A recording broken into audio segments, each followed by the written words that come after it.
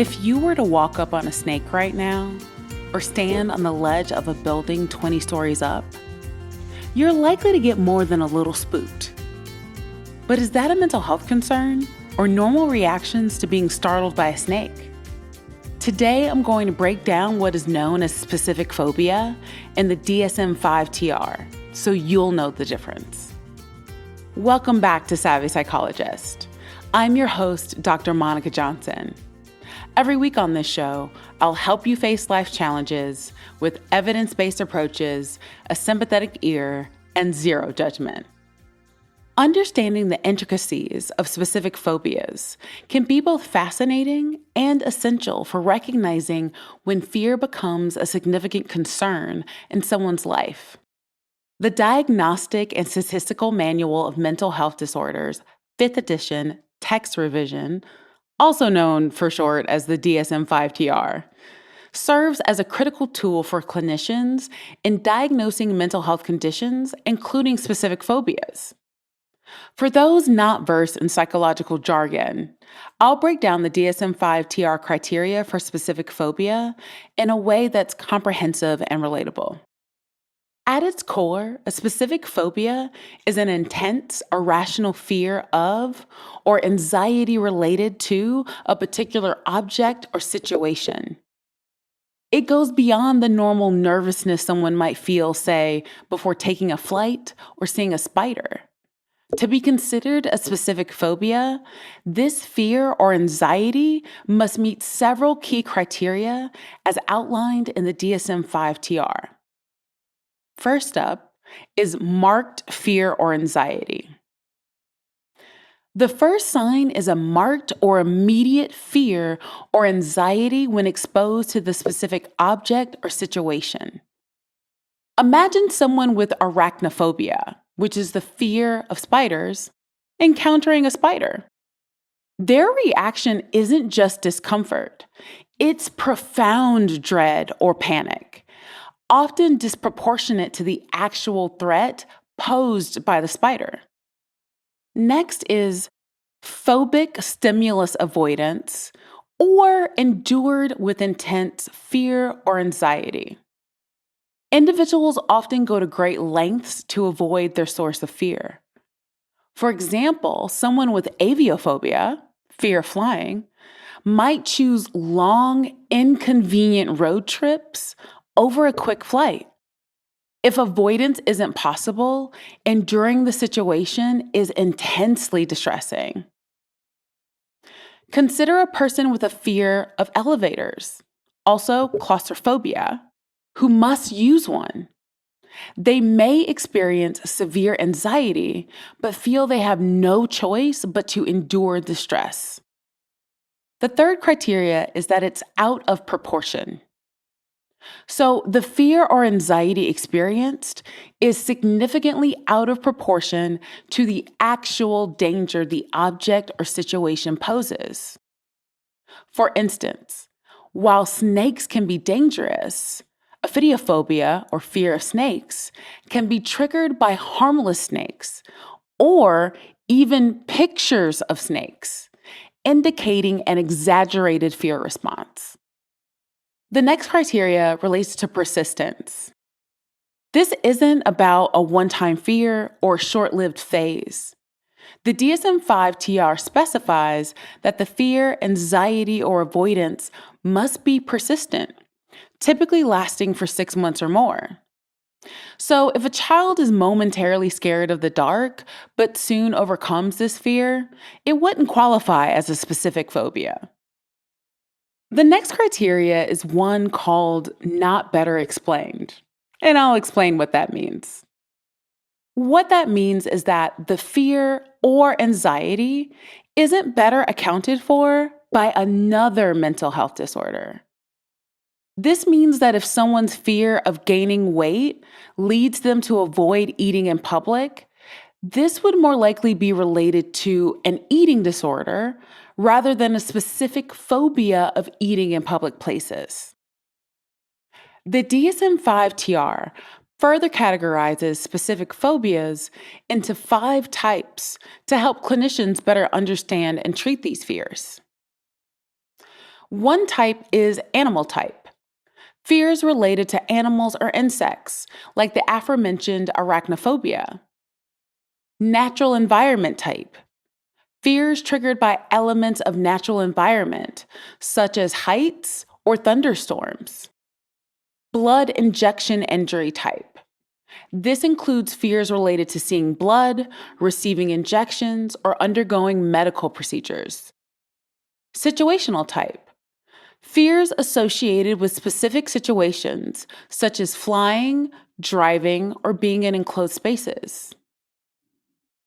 Other type.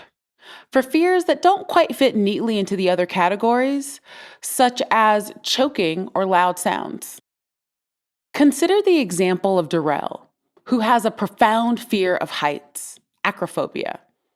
Even being on a second-story balcony can trigger intense anxiety, leading him to avoid situations where he might encounter heights, impacting his social and occupational life. This avoidance behavior, a hallmark of specific phobias, can be disruptive and isolating.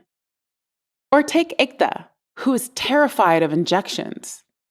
The mere thought of a needle can cause her to experience panic attacks, leading her to avoid necessary medical treatments.